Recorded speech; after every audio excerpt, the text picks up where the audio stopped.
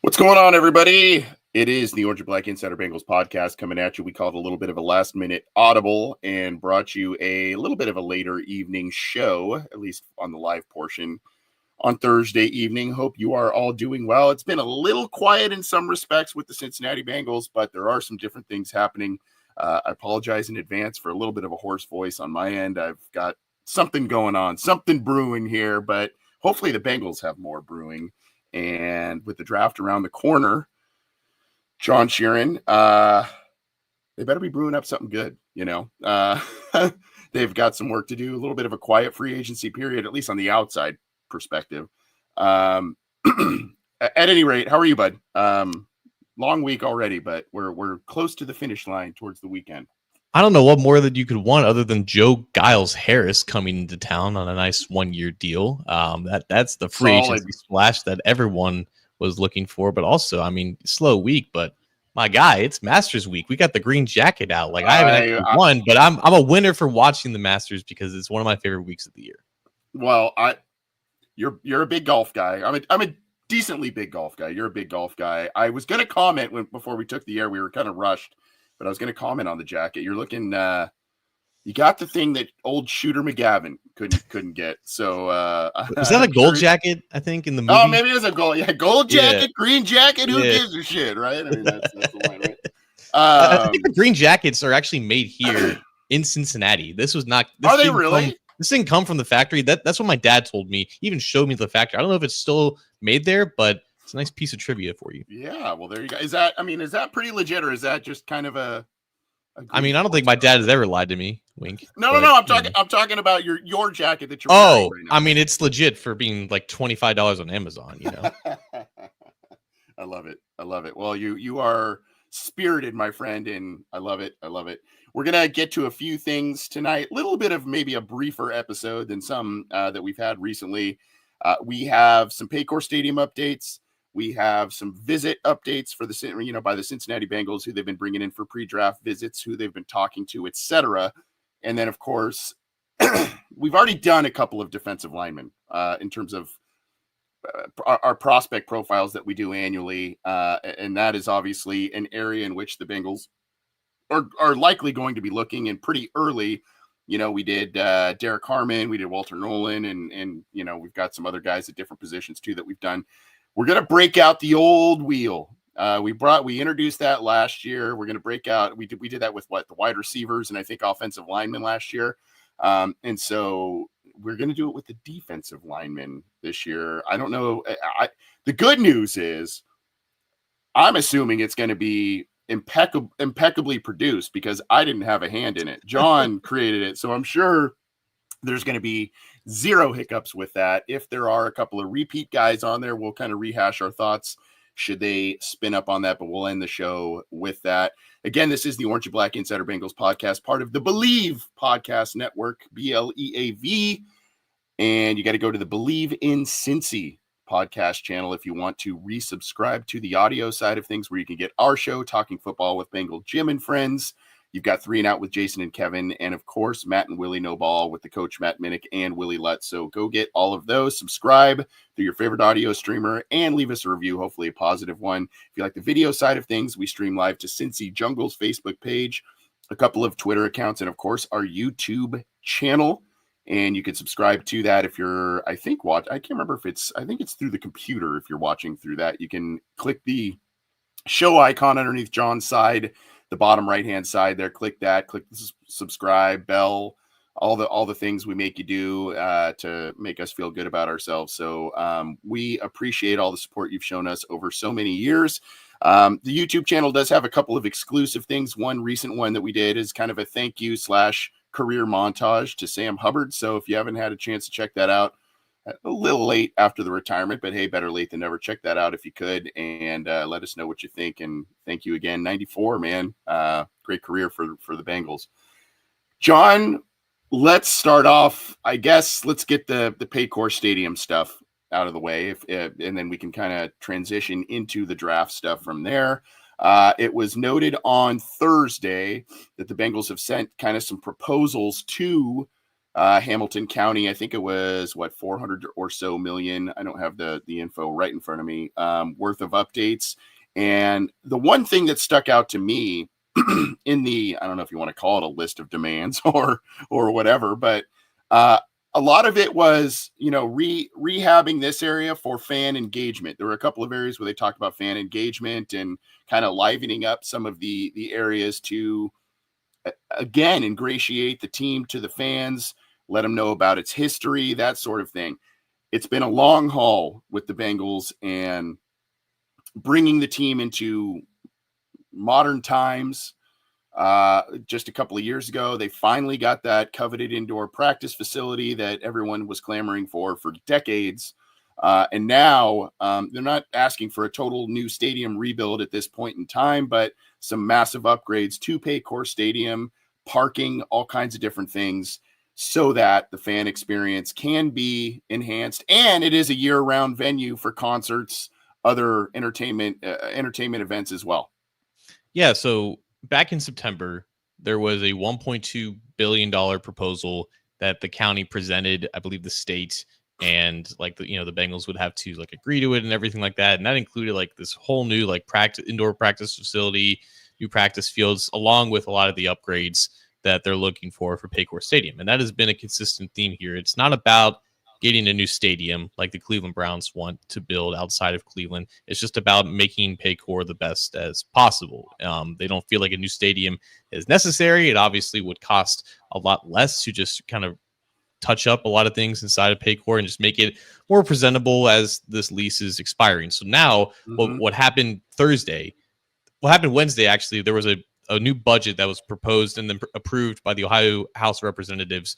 And in that budget, $600 million in bonds will go to the Cleveland Browns to help fund their new stadium. And as part of that budget, there was no money for anything with Paycor Stadium. Paycor Stadium's lease expires faster or sooner compared to the Cleveland Browns Stadium. And Hamilton County and the Bengals joined forces by saying, hey, before this budget gets approved by the Senate, because it goes through the House and then the Senate, we would like some money too. We don't want to get left out in the cold as we're looking for, again, not a new stadium, just to make this stadium the best. What about us? Right, exactly. Yeah. So apparently, there was contact between the county and the House back in February, but there was no concrete plan for this $830 million renovation up until I think late last week, and then that was too late in order to get it into this budget that was approved. So what's going to happen now is that there's going to be lobbying with the Senate about hey, let's make sure that this gets included if you're going to approve this budget, because honestly, it makes sense if you're going to have all money set aside for one major stadium or a new stadium. The more inexpensive part of the budget would be to just better the other stadium that needs attention in a faster pace compared to the other ones. So this was essentially the Bengals and Hamilton County, who apparently, a couple weeks ago when Katie Blackburn was talking about it at the owners' meeting, there seemed to be some contentions about, hey, we want to get something done, but the county isn't moving their feet. And the county responded, we want to get something done, but the Bengals are moving their feet. This is now kind of a unified front for both sides now towards the actual state, who actually can provide them some funding here. This would cover, I think, 42%. The state funding would cover 42% of whatever the total renovation cost. And like you said, there's going to be some obviously new additions to the stadium, make it better for fans. The most notable one or new addition would be the entire north end zone. We had a complete facelift, new seating, new club seating, new scoreboard, all that stuff. So it's a cheaper option compared to what was proposed back in September, but it was a direct response to the state legislature saying, hey, let's make sure that we get in on all this funding instead of all going to just one NFL team. $350 million was the requested, all the line items added up to that. So that is what the Bengals are requesting. I do find that north end zone rehab facet pretty fascinating because, you may have some people that have season tickets in that area, and how does that affect them? Right. You obviously you cross that road when you get to it, but there are a lot of things to kind of sift through. And, it's all, again, this all kind of comes down to fan engagement. But, there is the facet, if you're eliminating certain seats and, some of those upper ones, maybe on the less expensive side, if you're putting in suites up there or whatever you're doing, what does that do to some of those people that have maybe held tickets for a long time up there? But regardless, if they're not getting a brand new stadium, I mean, a hefty facelift, so to speak, in a lot of different facets is, I think, it's a reasonable request, especially like you said, the neighbors, the Browns, are requesting a lot and having a big project. One thing, I don't know if it was truly mentioned in the list of requests by the Bengals, but one thing I would like to see is kind of, and granted, I know the history of the Bengals isn't as stellar as many other franchises and that sort of that, they've only got a couple Hall of Famers, that sort of thing, which is a shame. Another conversation, another time. But I would like to see some sort of, like a little wing that is a Hall of Champions, or, a history of the Bengals and kind of chronicling that. So you do have fans that are either on the younger side that come in and go, oh, wow, I learned some things about this team that I love that I didn't know about. I've heard about these players, but didn't know much about them. Or if you're on the older side of things, obviously you can reminisce, right? You can go down memory lane and remember some of the great years and great players that the Bengals have. So I don't know if that's, maybe that's more of a long-term project. Maybe it takes them winning some championships first. But that would be one thing I think would be a cool facet. Really, I think, if they're embracing this fan engagement piece, I think that is a piece that they should think about. Yes, I think one of the main aspects of what this renovation would be like a total revamping of the concourses, because right now it's always kind of look like a concrete jail. And the closest thing that they do have to what you were talking about, like the Hall of Champions or whatever, it's just like they have these banners of like former players, and in the renderings of these new concourses, they would kind of maintain similar type of banners. They would be upgraded, and so they would still be displayed for people to see when they're buying popcorn and nachos and whatnot. But the new concourses look, at least in the renderings, they look definitely improved. Improved concourse flow, improved vertical transportation, because going from like the second to the very top section it takes a long time going up, like very very not steep inclines of ramps going up there. I think also like the canopies would also get improved as well, because I mean that's a unique facet or unique aspect of the stadium as well. It goes into the design and everything. So everything that's kind of unique and special about the stadium, I think, would get upgraded, as well as new AV system, better way to get into the stadium, all that jazz, right? So it would look like a better stadium. It would be more presentable, and also, the World Cup is coming to the States in 2026, and Cincinnati was one of the cities that was a potential candidate to host a World Cup game. They did not get it. We have a phenomenal MLS stadium that hosts FC Cincinnati games. It's great, but I think if Paycor had these improvements when they were picking like the cities for these games, I think Paycor would have had a phenomenal chance of hosting one of these World Cup games, because Cincinnati is now becoming a great soccer city. But,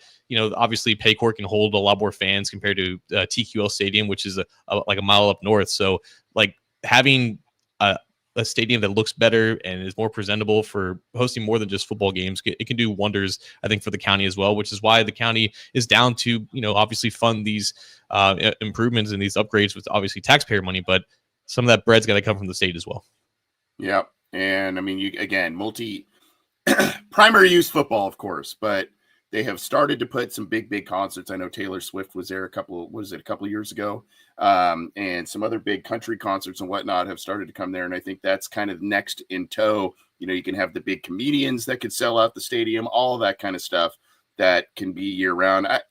I didn't catch this, and maybe but any idea on, like, let's say most or all of those requests, I won't call them demands, requests are met.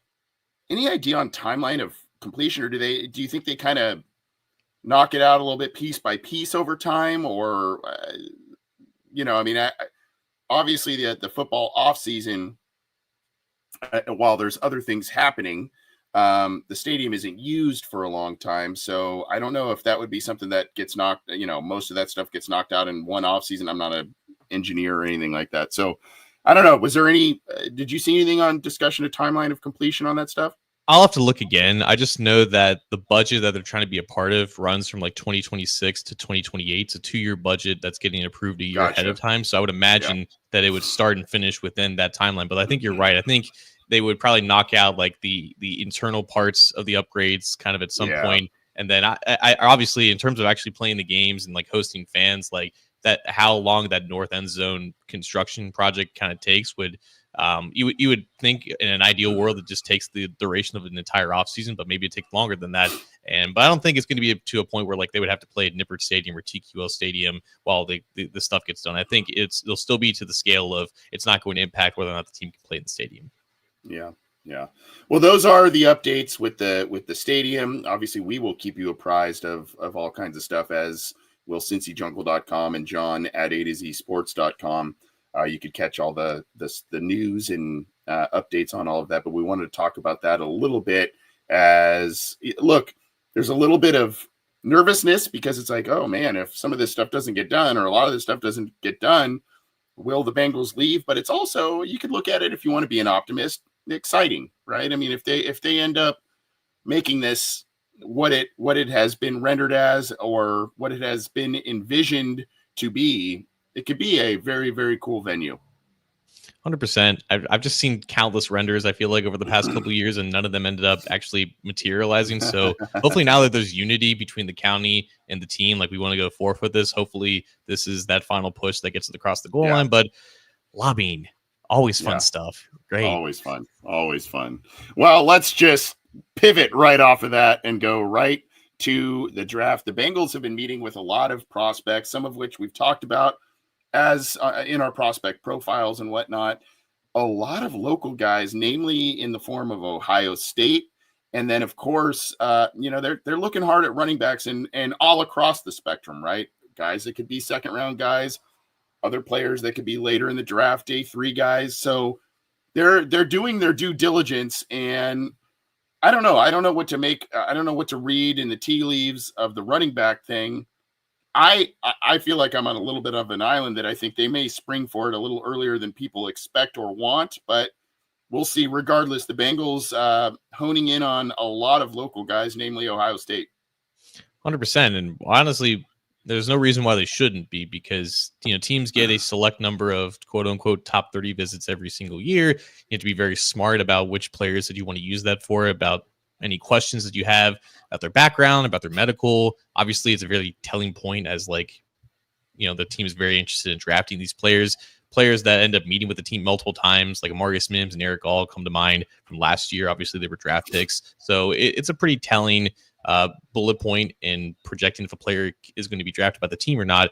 But local visits don't count into those top 30s. And Ohio State qualifies. If you played at Ohio State, it qualifies as a local visit for the Bengals. And obviously, Ohio State just won the national championship. It's a really talented roster that won that, and a lot of guys are going to get drafted early. So if you have that resource available to you where you can bring in these guys for visits and it doesn't count into your top 30, there's no reason why you shouldn't be, right? So that includes Jack Sawyer, Ty Hamilton, both running backs, Travion Henderson, Quinshon Judkins. Josh Simmons was just reported as a visit yesterday, according to the Right Way Sports Network's Malik Wright. There's another one that I think I'm forgetting off the top of my head, but that covers it, right? There's plenty of Ohio State interest in the program. And again, like, there's no reason why that shouldn't be the case if it's not preventing you from bringing other guys in. But 2 running backs, like you just mentioned, Travion Henderson, Quinshon Judkins.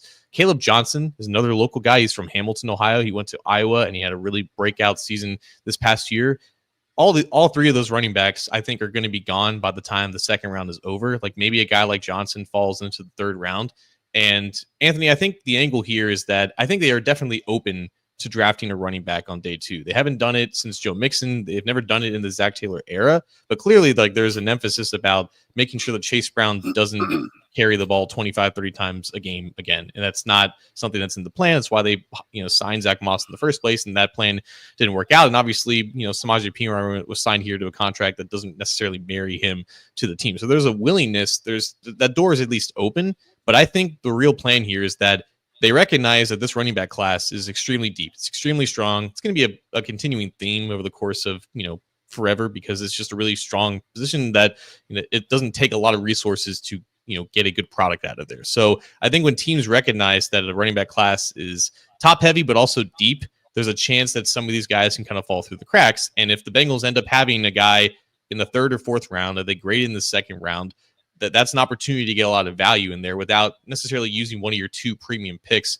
on that position. So, I mean, it could be a sense where like Henderson goes earlier than expected. I think there was a report that he may not even leave the first round. But again, Judkins and Johnson, if they are just victims of a really deep running back class and the Bengals address 2 big needs in the first couple rounds and they're just there at round 3, well, now you did your due diligence. You met with them. You got to know them a little bit better, and you were comfortable making that pick because the value there is just too good to pass up.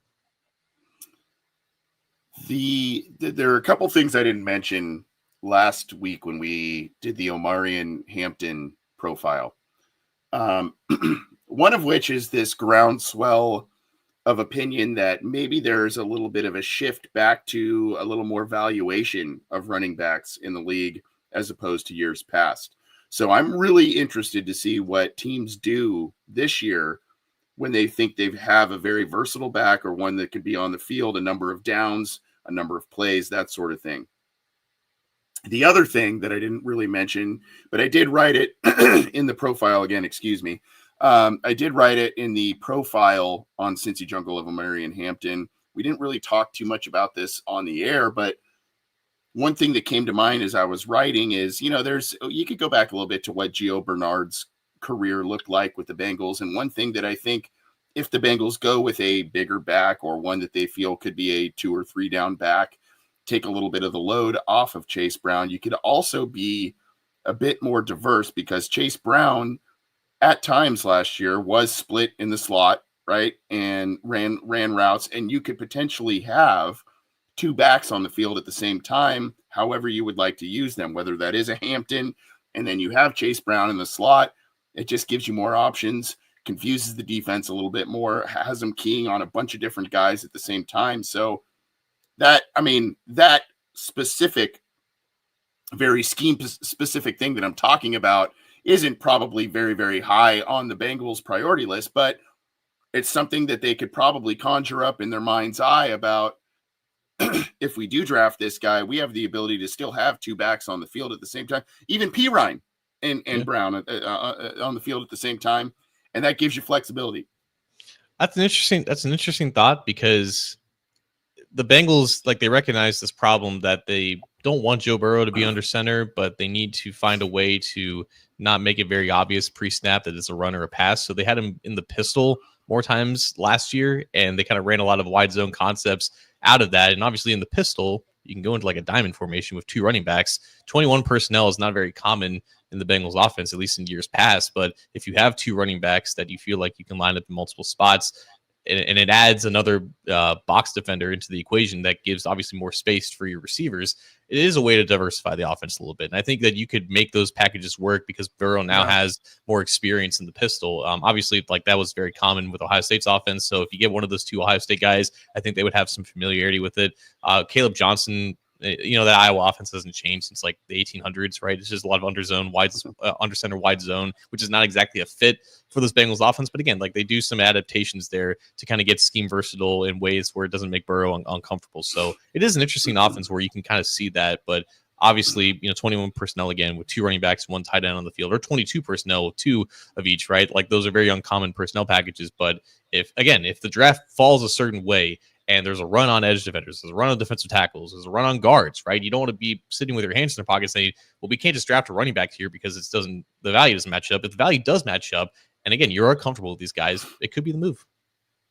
And I want to reiterate too that, for me, the Bengals drafting a back early, that sort of thing, doesn't mean, okay, Chase Brown to the bench. You're not getting your touches. It to me, it's diversifying the offense. It's deepening a position group that needs some help at this point in time. So this isn't a Chase Brown indictment of any kind.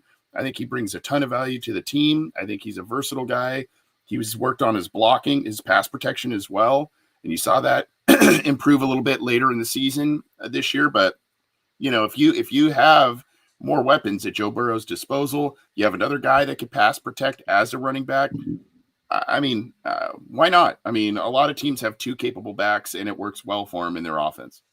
One thing's for certain, though. I feel like any dream about Ashton Genty is probably in the no, that guy's not leaving the top 12. They met with them at the combine, just be like, hey, like, we're really big fans. If you fall to 17, maybe. Yeah. But I think I think day 2 is possible. Day 3 is basically a certainty if it's not on day 2. Yeah, and maybe day 3 if they don't go again. If some of these guys fall later than expected, they didn't go that route in day 1 or 2. Maybe they double dip day 3. Maybe they double dip round 3 in day 3. Right? I mean, it's possible just to deepen that spot. We're going to get into the defensive line profiles in just a second. Going back to our last segment, Wing, who I had a pleasure of meeting when one of the last times I was on Strawberry Ice's show. Well, virtually. She's been asking, the results of the expert. I don't know that I have that. She asked a couple times here.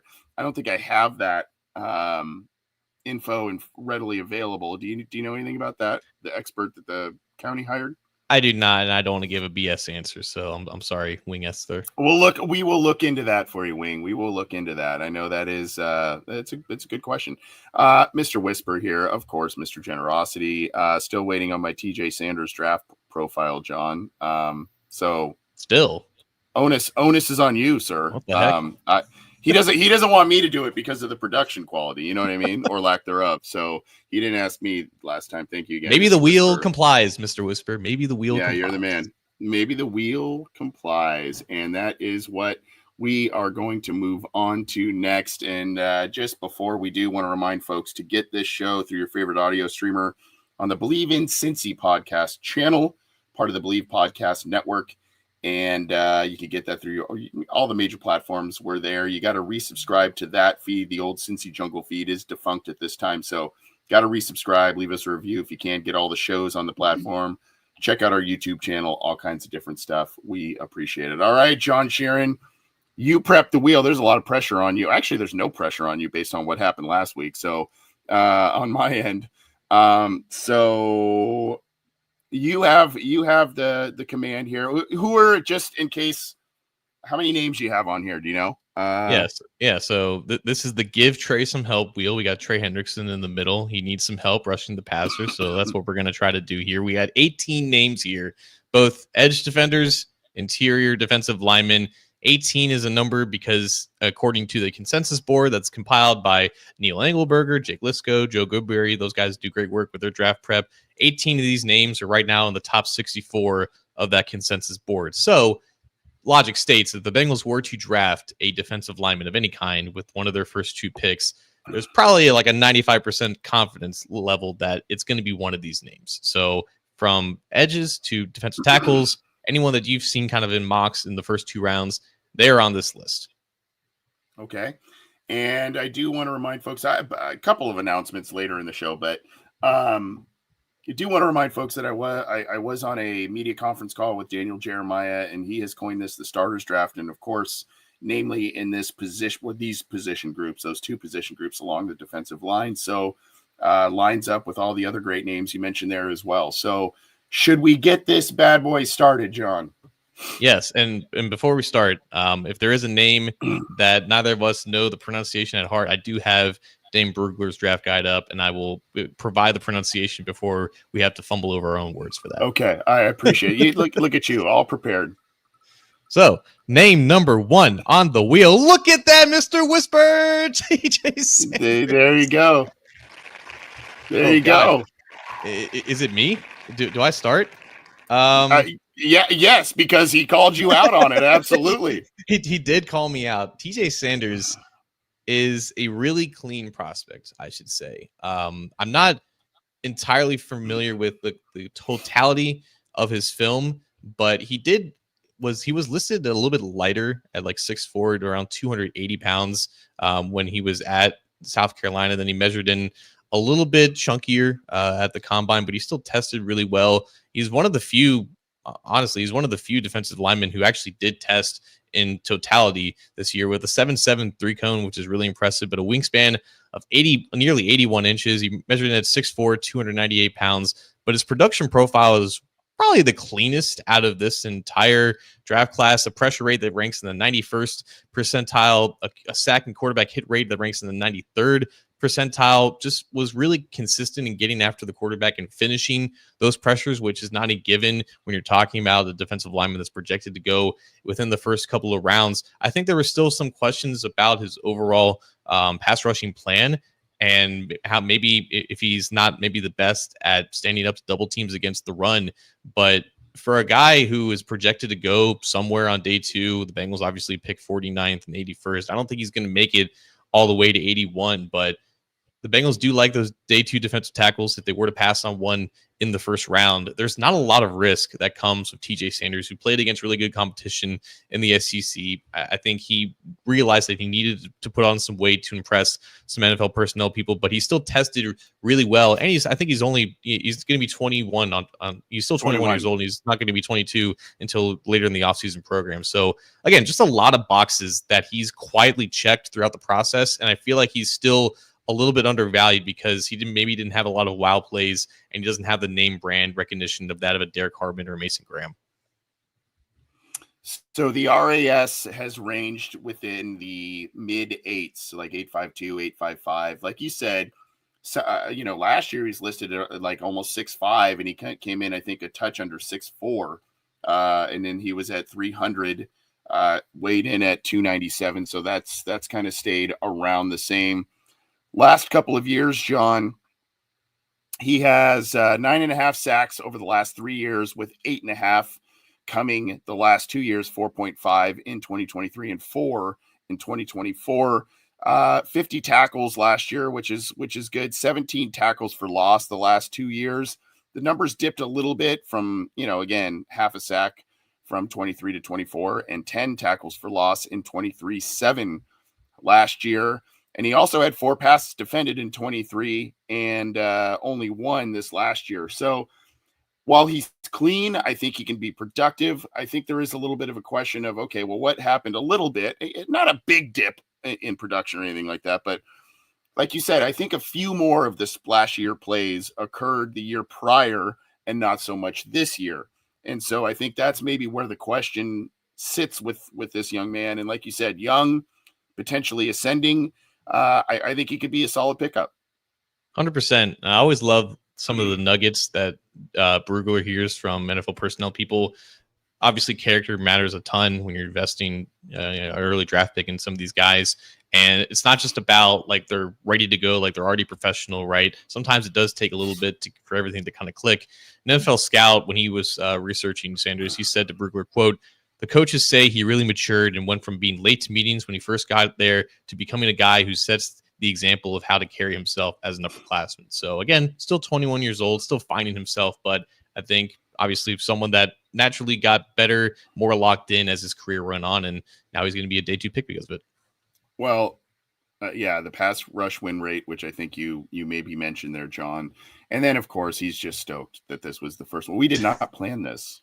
Believe it or not, we did not plan this. So thank you very much, Mr. Whisper. Again, that's going to go into the future producer pot with your generosity there. Appreciate you, sir. And glad we were able to knock that out first for him. So TJ Sanders, interesting player. And like you said, maybe a guy that gets a little lost in the shuffle because of some of the bigger names that people have been really enamored with in the pre-draft process. But there you go. Thank you, Mr. Whisper, for the generosity there. Where are we going next, John?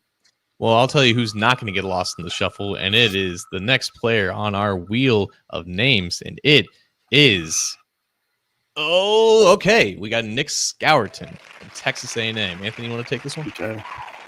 Well, this guy is someone that again has kind of been. I don't. Again, I hate to say overlooked and that sort of thing, but a name that has not really been mentioned a ton. And he's a little bit taller and leaner, and he has been kind of all over the defensive line. He's been kind of an outside rusher. He's been a defensive end. He played for Purdue and Texas A&M. For those who don't know, he played his first 2 years at Purdue, went to Texas A&M.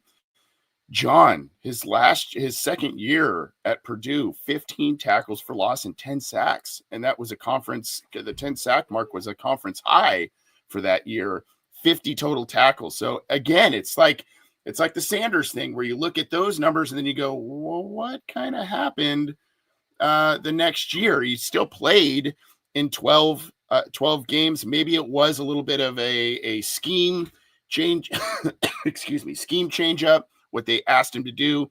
Tackles dropped from 50 to 37 from 23 to 24. Tackles for loss remained up there, though, 15 to 14. So you have to think he was still kind of active in a little bit in the run game there.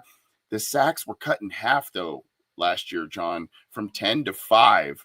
So is it competition? Is it what they asked him to do at Texas A&M as opposed to Purdue? He did get a couple of passes defended, 5 over the last couple of years. Nothing super fancy there. A forced fumble every single year of his NCAA career. Intriguing guy. This may be one of those guys, again, has that versatility gene, and you go, okay, does that play right into the Bengals' wheelhouse? I just get a little concerned when I see a drastic drop in quarterback sacks, cut in half.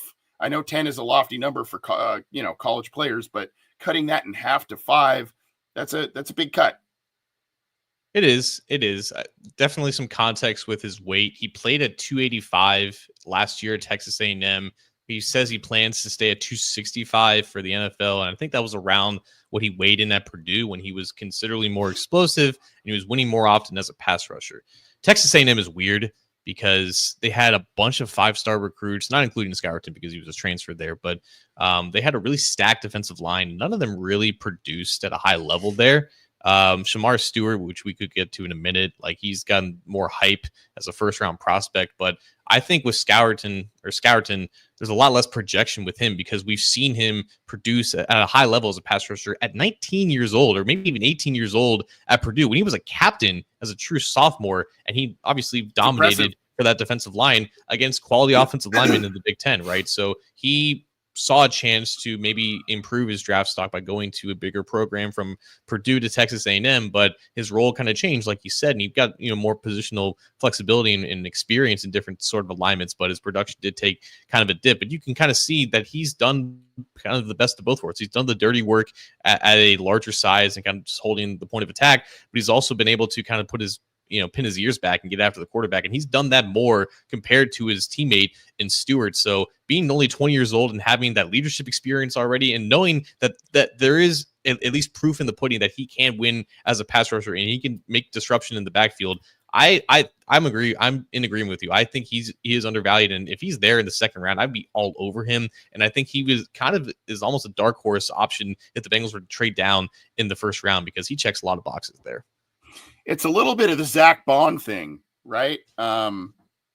He's bigger, I think, than Zach Bond was, but it's like, can he do off ball? Is he actually an edge guy? That sort of thing. And so there's a little bit of that going on, but interesting, very, very interesting player for sure. Are you getting the guy that can put his hand in the dirt and get you that double-digit sack mark, or are you getting somebody else that, is it jack of all trades, master of none? So we will spin the wheel once again. We're down to 16 names here. Got two interesting profiles so far. And next up, we got Walter Nolan, defensive tackle from Ole Miss. Anthony, I still think that this is the favorite to be the Bengals' first-round pick. I said this in late March before he came in on a top 30 visit. Duke Tobin was all over him at the Senior Bowl a couple months ago. The Senior Bowl changed its rules where underclassmen can participate, but he had a really good week there. I don't think he played in the game because most players don't. They met with him at the combine. He had some questions to answer at the combine because on field, this guy is a problem. He creates a lot of disruption in the backfield. He transferred from Texas A&M. He was originally a 5-star recruit there. Played with Shamar Stewart, Shamar Turner. Transferred to Ole Miss when Ole Miss had a lot of transfers last year. And I think he was the best player for that insanely talented Ole Miss defense. And he made everyone else better. And he still produced, right? It wasn't the case of you're around a bunch of talent and the production kind of gets spread out. No, he still produced at a high level at just 20, 21 years old. When you look at the boxes that you need to check in order for the Bengals to take you seriously as a first-round player, being young at 21, being a former 5-star recruit, that's like 4 of the last 6 first-round picks, including Amarius Mims, Miles Murphy, Dax Hill, and Jonah Williams, playing great competition. Obviously, 2 SEC schools, really well, both of them. The concerns here are more of how locked in is he? And there were reports, or at least there were rumors, I think, according to Jeremy Fowler, teams were concerned about his practice tendencies. Sometimes he would walk off amid frustration down at Ole Miss. I don't know if that was the same at Texas A&M. And there's an awareness on his side, according to some personnel members, that he needs to be better. And he recognizes it, and he knows that he needs to grow up. There was also this concern about he's been at 6 schools, which is very similar to Jermaine Burton in his high school and college track. But I looked through like how he changed schools, and Dane Brugler did a really good job of breaking that down. Part of it was he wanted to go to IMG Academy, which is like the big high school program where a lot of top recruits go. He transferred there to get his recruiting profile up, but that was during COVID, and his mom wanted him to come back to Tennessee and play closer to her as the pandemic was happening. Then he transferred again because his next high school coach got fired and the team was not very good.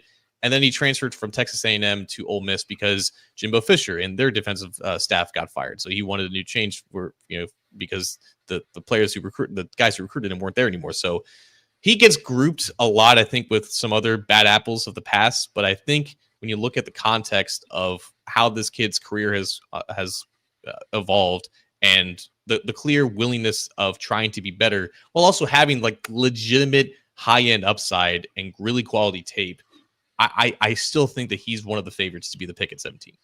Yeah, I do too. And spoiler alert, I mentioned it last week.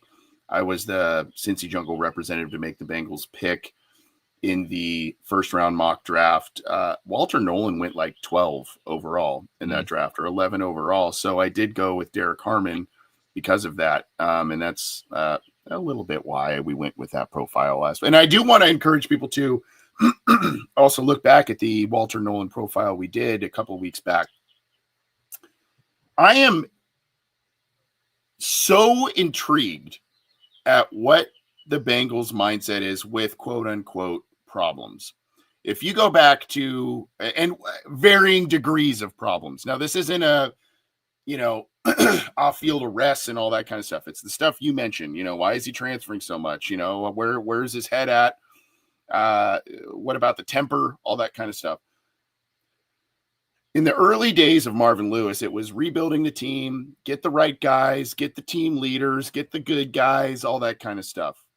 Then as years went on and they were so close, and it became, the urgency was there, like, we got to get this thing to the next level. We're going to take chances on some of these red flag guys that, may blow up in our face, but we gotta take that next step. Will Zach Taylor, coming off of a disaster of a rookie year for Jermaine Burton, will they go down that road again, or will they embrace that mindset of, guys, we've been so close, we've taken steps back the last couple of years, we need to get immediate contributors, we need to get guys who play well on film, on the field. If there are some other things, we're pretty confident we can coach it out of them, or whatever the old adages are that they want to use. Is this the guy? Should he be there at 17?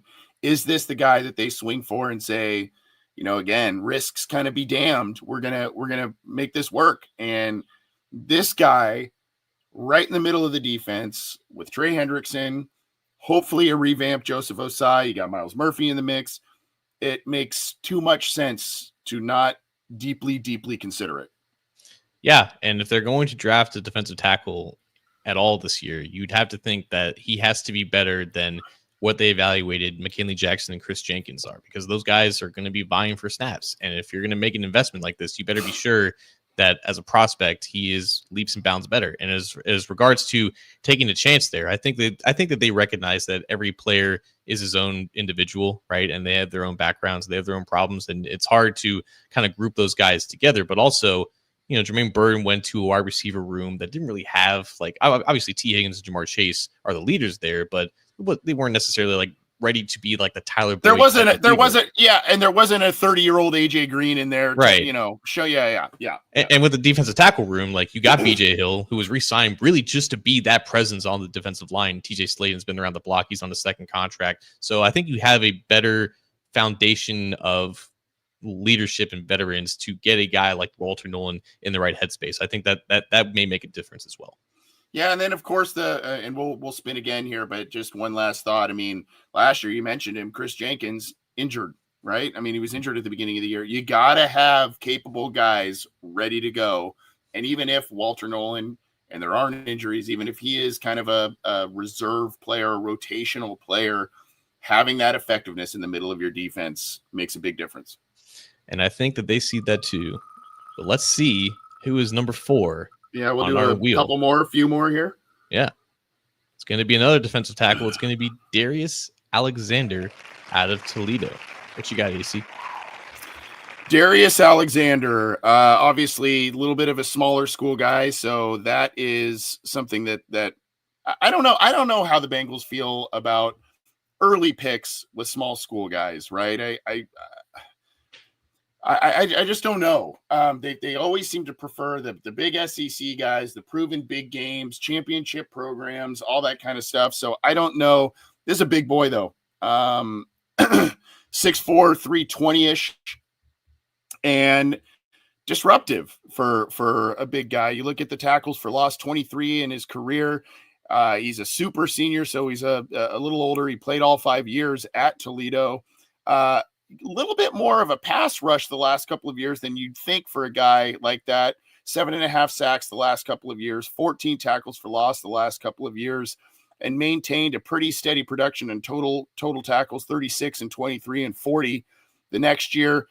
Another one of those guys that gets his hands up every once in a while. He had 13 passes defended over his last 4 years with 4 apiece the last couple. So, I mean, a guy who gets in there, a guy who can make some plays, but I just don't know where the Bengals' heads are at with early picks and smaller schools. And right or wrong, I mean, there are good players at smaller schools.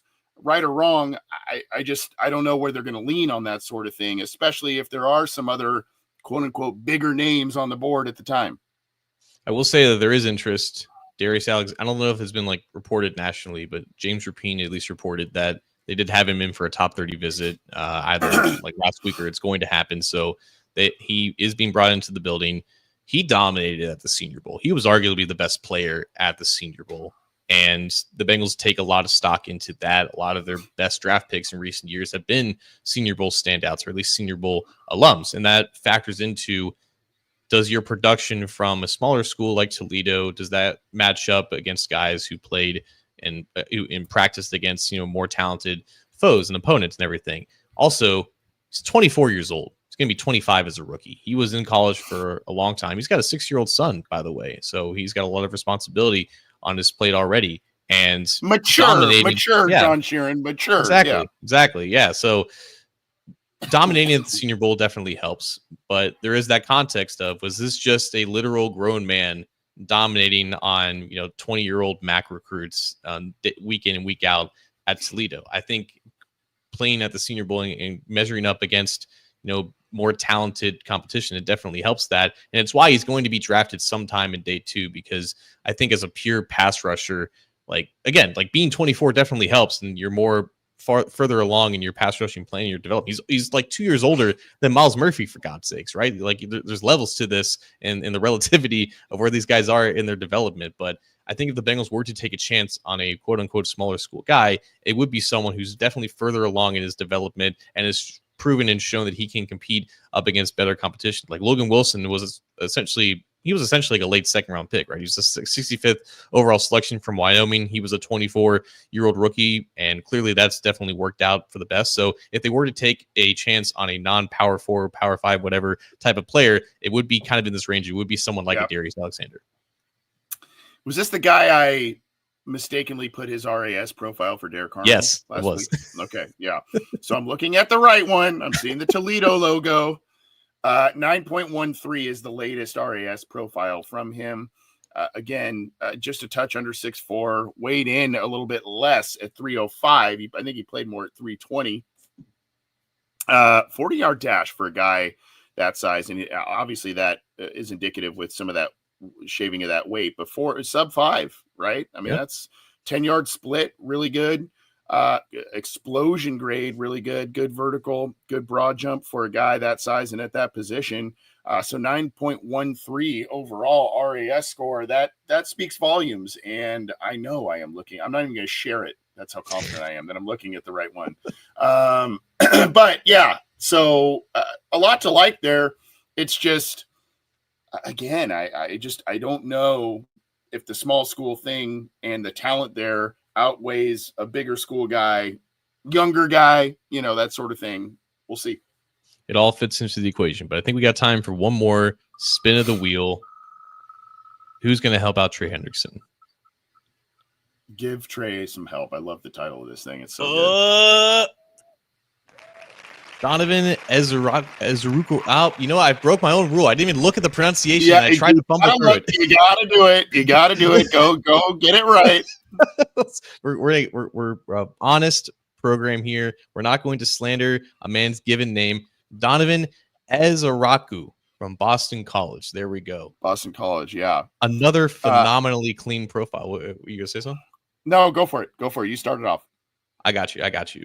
So Donovan Ezeruku from Boston College, only 21 years old, one of the cleanest pass rushing prospects, I think, in this class.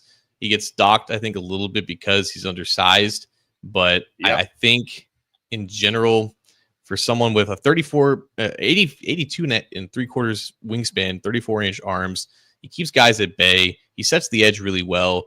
His production was phenomenal at Boston College, 16.5 sacks last year. ACC Defensive Player of the Year, consensus All-American, won the Ted Hendricks Award, whatever that is.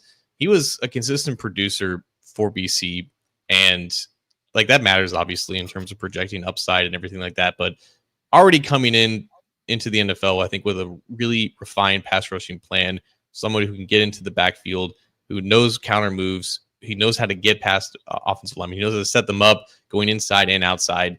Someone that I think when the first round is going on, like there was a report last week that was reported by Tony Pauline, and he said that the Bengals could be the team that starts this run on edge rushers being drafted in the first round, and there could be as many as 8 that go off in the first round.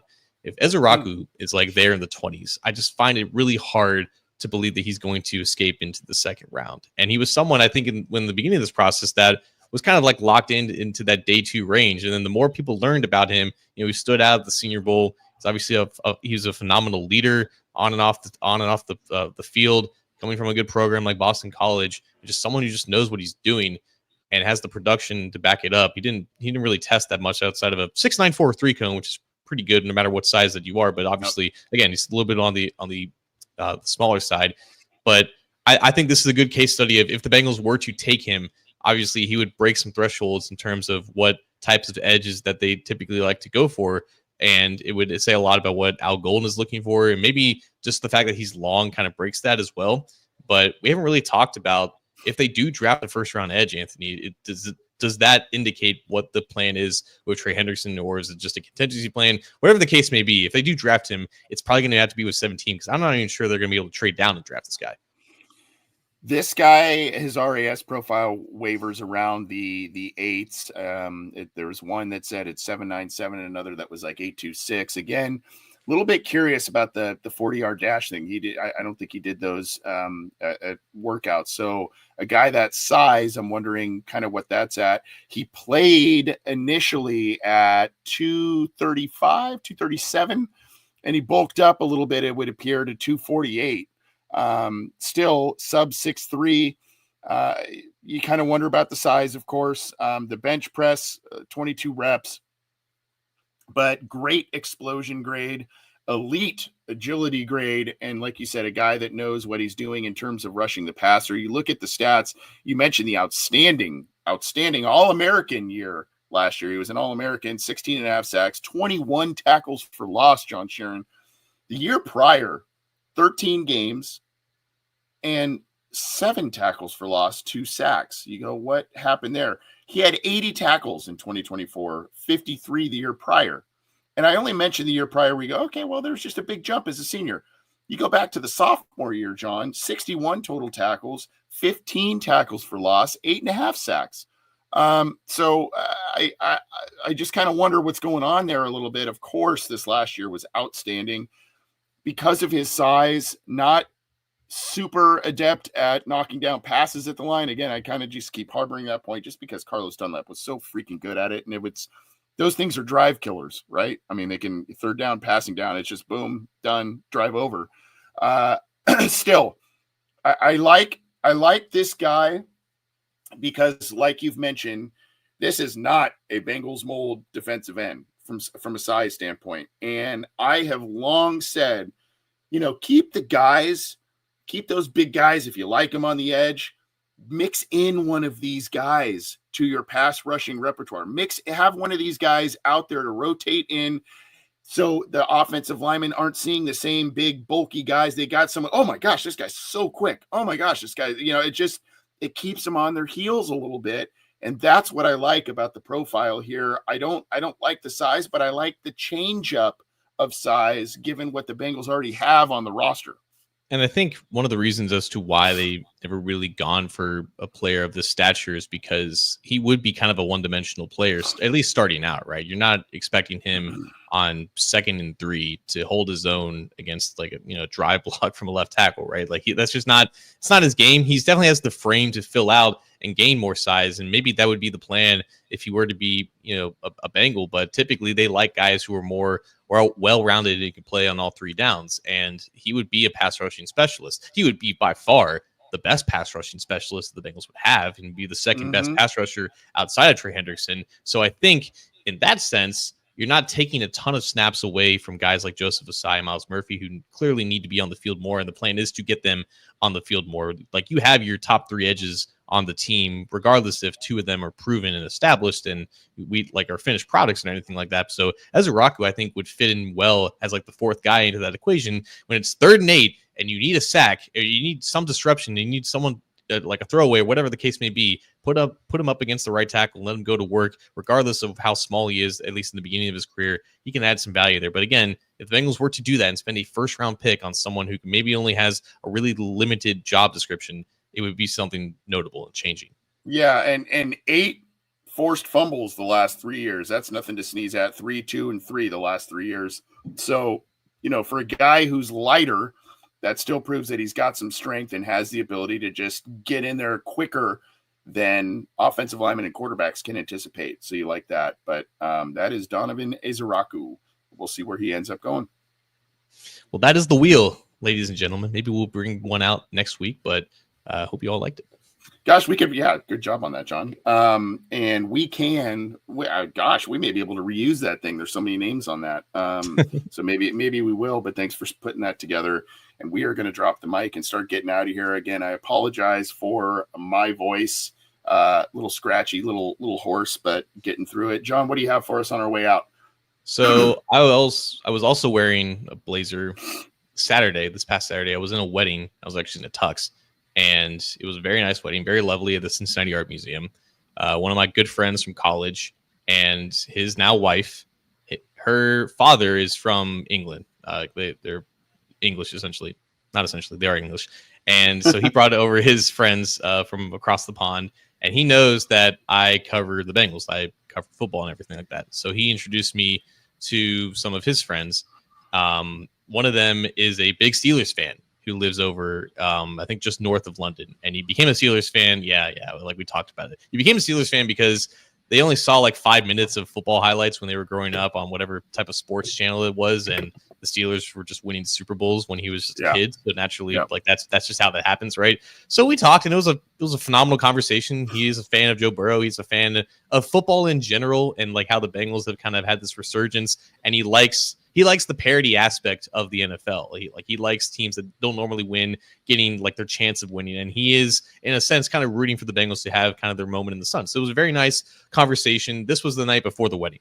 So then the wedding happens, like we're all about to eat dinner, and the father of the bride has his speech. This is the Englishman that I'm referring to, and part of his speech, he says, and some context here, she is a medical student and she just got a residency in Pittsburgh. So her and my friend are moving to Pittsburgh this summer. And so he added that as part of the speech. And then, unbeknownst to me, he says, and, my friend David, who's a big Steelers fan, we already promised John that we're not going to root for the Steelers. We're going to stay Bengals fans. I didn't know that was happening. So he just shouted me out in the speech, and everyone looked at me like, don't look at me. I didn't tell him to say that. But that was kind of a cool moment, I guess. You turned an allegiance there. Yeah. Like, because like her family doesn't really, like, most of her family doesn't know who I am. Like, I just kind of ingrained myself into these conversations, and I don't know what I did to be a part of the speech, but I guess that was pretty cool, because that's awesome. We got fans all over the globe, right? And like some of them, like we have big Bengals contingency in the UK, and some of them unfortunately are Steelers fans, but most of them are very nice, just like our friend David, who is unfortunately a Steelers fan. That's awesome. Great story. That's one you'll remember forever, man. Yeah. I've got a few quick things. Number one, shout out to a work colleague / friend. His name's Jake. I tried to get to that Monday night Cowboys Bengals game last year, and he collects pins, and he made sure that I got one from the game, kind of a collector little lapel pin. So, John, I mean, this would look great on your lapel right there of your green coat. So shout out to Jake for picking that up for me. He took his dad. They're Cowboys guys. Well, Jake really isn't, but his dad is. So he took his dad out there, and they had front row seats and all kinds of stuff. So it was a cool experience for them, albeit the Bengals won. So, but he did get me that, which was very nice. And then just a couple of announcements. I'm hoping to hop on another media call with Daniel Jeremiah, and I will be relaying his thoughts and hopefully get a question or two into him. So as we get, the last one was about a month ago, so obviously he'll have some more notes and everything. So I will relay that. My co-host doesn't know this, and I am trying my damnedest to make it work logistically and everything, but we have been given credentials by the NFL to go to the draft and to cover the draft. So we did that a couple of years ago when it was in Vegas. This year it's in Green Bay. A little bit of a different thing for me to be able to do that. I'm hoping to be able to do that. I don't want to promise anything, but exciting news brings despite my biggest efforts, brings some legitimacy to this show and what John and I do. So stoked about that. If and when that takes place and I am able to get out there, we will have a lot of coverage, a lot of interviews, and a lot of different stuff. So hopefully we can make that work, but very generous of the league and SB Nation to grant us that. And so if that does end up coming to fruition and I'm able to get out there, I'm excited to bring a ton of potential content on this show and for both of our sites. So excited about that. Absolutely. And by the way, like, we absolutely deserve to go to the draft and cover it. Like, we are legitimate like that. I just think that it's funny that they're just willing to give out as many credentials as possible to Green Bay, where there's probably already a logistical issue about having millions of people there when it's just in a freaking neighborhood around the stadium. But I am very interested in if we are able to go, I'm very interested in your experiences of trying to get to the foot traffic of millions of people in a very condensed space. Yeah. And it was already a trip as it was in Vegas. I should have taken more like actual street footage and stuff, but it was a trip as it was. But again, we'll keep you apprised on if and when all of that comes to fruition, trying to work all of that out. But a little bit of exciting news for us on this show. And sorry to spring that on you, John. I actually just learned about it earlier today. So yeah. Anyway, thanks everybody. Check out the show where you can. We appreciate all of you. John, appreciate you creating the wheel. Maybe we'll go back to it again. And everybody have a great rest of your week. We'll be back with more stuff. Keep it also to our YouTube channel for some exclusive stuff. As I said, and one more shout out to Mr. Whisper, who keeps us going with his generosity. Appreciate all of you. Check out the show where you can. Take care, and we'll talk to you soon.